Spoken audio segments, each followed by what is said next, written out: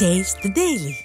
சேலம் மாவட்டம் ஏற்காட்டில் சாலை தெரியாத அளவிற்கு கடும் பனிமூட்டம் நிலவியது. காலை 8 மணியை கடந்தும் மலைப்பாதையில் கடும் பனிமூட்டம் நிலவியதால் வாகன ஓட்டிகள் முகப்பு விளக்குகளை எரியவிட்டபடி சென்றனர். கடும் பனி மற்றும் குளிரால் மக்களின் இயல்பு வாழ்க்கை பாதிக்கப்பட்டது.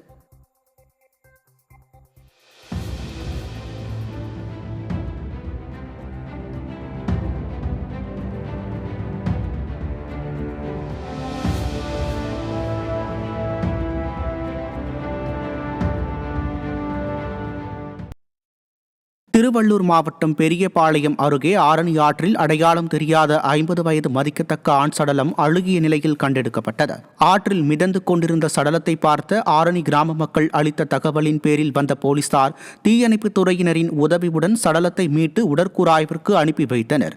சடலம் அழுகிய நிலையில் இருந்ததாலும் ஆவணங்கள் எதுவும் இல்லாததாலும் யார் என்பது குறித்த விவரங்கள் தெரியாத நிலையில் மரணத்திற்கான காரணங்கள் குறித்து விசாரணை நடைபெற்று வருகிறது.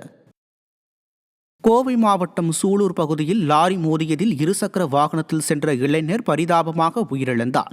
தனியார் தொழிற்சாலையில் ஓட்டுநராக பணியாற்றி வந்த கண்ணம்பாளையத்தைச் சேர்ந்த கார்த்திக் என்பவர் இருசக்கர வாகனத்தில் கோவை நோக்கி சென்று கொண்டிருந்தார். அப்போது பின்னால் வந்த லாரி இருசக்கர வாகனம் மீது மோதியதில் பலத்த காயமடைந்த கார்த்திக் சம்பவ இடத்திலேயே பரிதாபமாக உயிரிழந்தார். இச்சம்பவம் தொடர்பாக வழக்கு பதிவு செய்யப்பட்டு விசாரணை நடைபெற்று வருகிறது.